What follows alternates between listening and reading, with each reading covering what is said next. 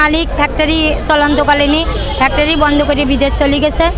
তিনি আমাদের কোনো আপডেটই দেয় না, কোনো কিছু না। আমরা অনেক জায়গায় গেছি, আমরা যমুনায় গেছি, তারপর সচিবালয়ের ওই জায়গায় গেছি, ওই লোকের আপনার বিজডিএমে গেছি।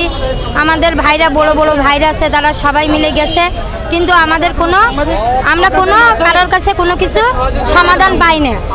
আমরা 23 তারিখে আইছিলাম আপনার যমুনার সামনে। আমাদেরকে বললো যে 29 তারিখে আমাদের কি পাওনা দাওনা দেবে। এখন কি সিদ্ধান্ত হবে, কিন্তু আমাদের পাওনা না নিয়ে আমরা আজকে জায়গার থেকে যাব না।